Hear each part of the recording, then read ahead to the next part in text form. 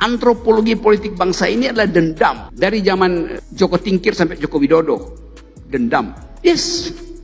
Kan Joko Tingkir, kalau kita belajar sejarah, Joko Tingkir dulu raja kerajaan Pajang yang kemudian terpilih karena harus membela saudaranya yang terbunuh, lalu mengirim pasukan untuk berkelahi dengan Mataram, dan tiba-tiba nusuk dari belakang, itu saling nusuk-nusuk. Sejarah politik bangsa ini ada sejarah tusuk-menusuk dari belakang. Seluruh sejarah pergantian politik Mataram adalah pergantian yang berdarah-darah. Gak ada ballot di situ. Bukan terjadi demokrasi. Assalamualaikum warahmatullahi wabarakatuh. Para pemirsa yang saya muliakan ya, kali ini kita sedikit akan membahas pernyataan abang kita Rocky Gerung terkait dengan urusan dendam-mendam dan tusuk-menusuk yang dikaitkan dengan tokoh Joko Tingkir. Nah, sebenarnya apa yang dimaksudkan oleh Pak Rocky Gerung itu tidak salah. Hanya mungkin tokohnya ini yang keliru mempersonifikasikan ke Joko Tingkir ya. Mungkin saya ingin meluruskan Bang Rocky. Kalau yang dimaksud itu akan lebih tepat mengarah ke Ken Arok, ya, pendiri kerajaan Singosari. Karena beliaulah yang memang punya niatan untuk merebut Ken Dedes, ya, perempuan cantik jelita, istri Tunggul Ametung, yang dibunuh dengan pesanan keris ke Empu Gandring, namanya keris Empu Gandring ya, karena waktu itu belum dinamai. Dan Empu Gandring sendiri terbunuh pertama kali, dan beliau mengutuk akan terjadi pembunuhan sebanyak 7 kali atau 7 keturunan, dan itu sudah selesai. Sehingga pada saat kerajaan Majapahit lahir, itu prosesnya alami.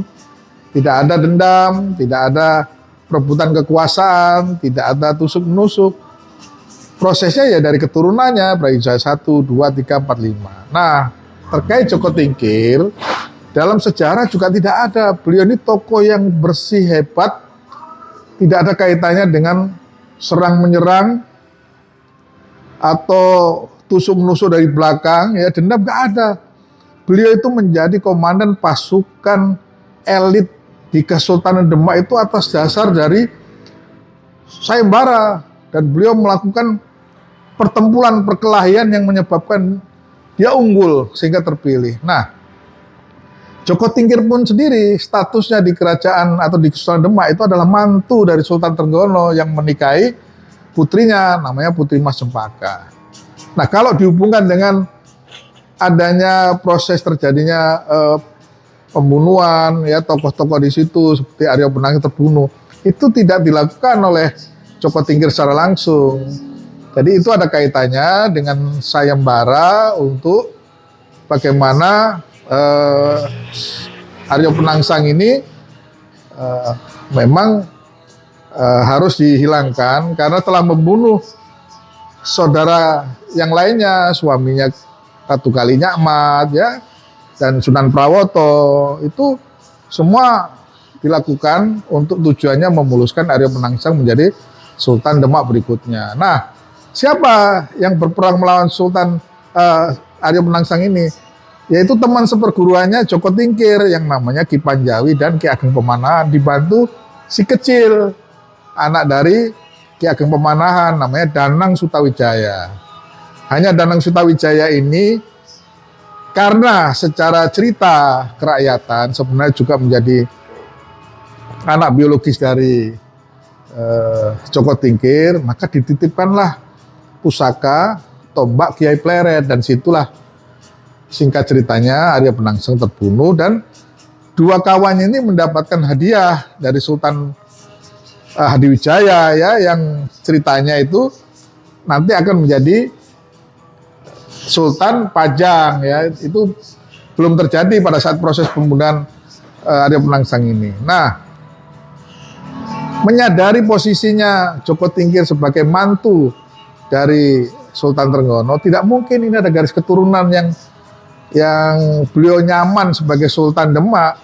Maka Joko Tingkir yang statusnya sebagai adipati di Pajang meningkatkan, mengokohkan dirinya menjadi Sultan Hadiwijaya.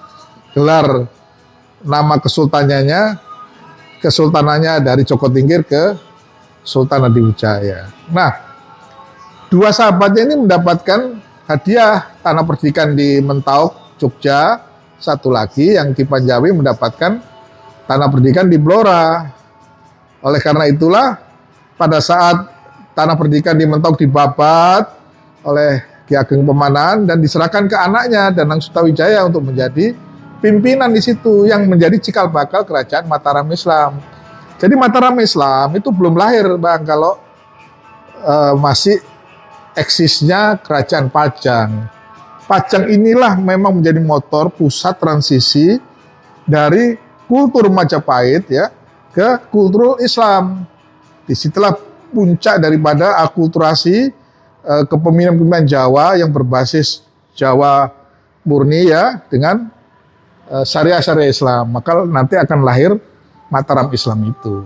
Nah, jadi kesimpulannya Joko Tingkir ini bersih dari urusan dendam-mendam maupun tusuk-menusuk karena apa yang dilakukannya itu peperangan. Itu kalau mau melumatkan habis ya Danang Sutawijaya dan sebagainya bisa saja dilakukan wong itu anaknya. Tapi kan tidak mungkin justru karena anaknya itulah maka seluruh pasukannya ditarik mundur dan makin menua, makin istirahat. Sultan Hadiwijaya itu meninggal karena sakit, tidak karena proses terbunuh dan sebagainya. Ini hebat ini. Tapi saya salut dengan apa yang disampaikan Bang Roy Gerung, orang luar Jawa tapi memahami tentang sejarah Jawa. Dan ini kalau bisa dielaborasikan, kehebatan pikiran Abang sebagai seorang ahli filsafat dengan reinkarnasi kejadian masa lalu yang dihubungkan dengan proses-proses kepemimpinan Jawa, itu bagus Bang untuk narasi-narasi kesejarahan kontemporer ya, postmodern yang membuat cerita-cerita menarik untuk masa depan anak cucu kita. Demikian Bang, terima kasih. Assalamualaikum warahmatullahi wabarakatuh.